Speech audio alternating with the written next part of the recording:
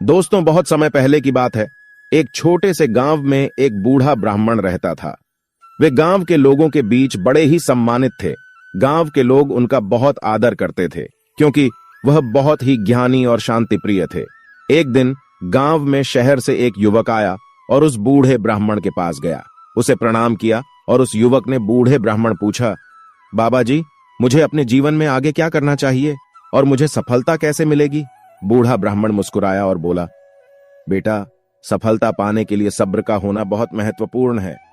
जैसे कि एक गहरी नदी को पार करने के लिए एक सुराही की आवश्यकता होती है, वैसे ही सफलता पाने के लिए सब्र की आवश्यकता होती है।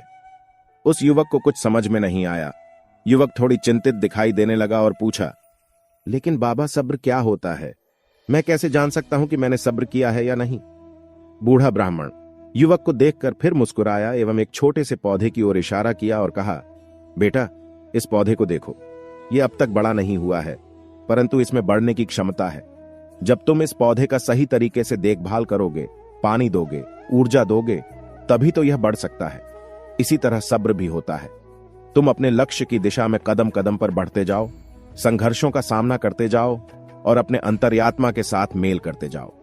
सब्र से तुम अपने लक्ष्य की प्राप्ति में सफल होगे। बूढ़े ब्राह्मण ने से कहा, बेटा, मैं तुम्हें एक कहानी सुनाता हूं। एक बार की बात है, एक गांव में हरि नाम का एक किसान रहता था। वह 3 भाइयों में सबसे छोटा था। वह बहुत मेहनत करता था, लेकिन उसको उसका फल नहीं मिलता था। लेकिन वह मेहनत करने से कभी भी पीछे नहीं हटता था।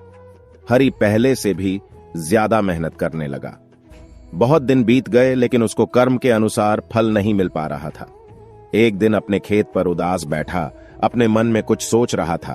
तभी सामने से एक बौद्ध भिक्षु हरि की तरफ ही चले आ रहे थे।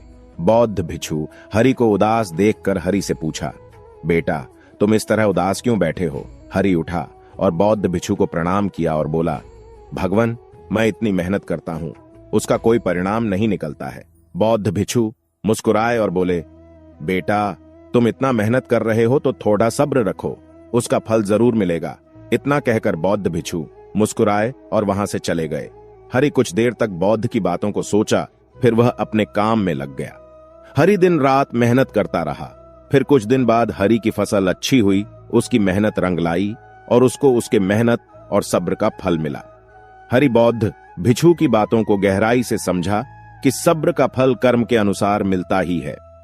इस तरह युवक ने ब्राह्मण बूढ़े के शब्दों को समझा और वह अपने लक्ष्य की प्राप्ति में सब्र धारण करके समर्पित हुआ। वह जीवन में हर कदम पर सब्र रखकर आगे बढ़ता गया और अपने लक्ष्य को हासिल किया। इस कहानी से हमें यह सीख मिलती है कि सफलता पाने के लिए सब्र और समर्पण की आवश्यकता होती है।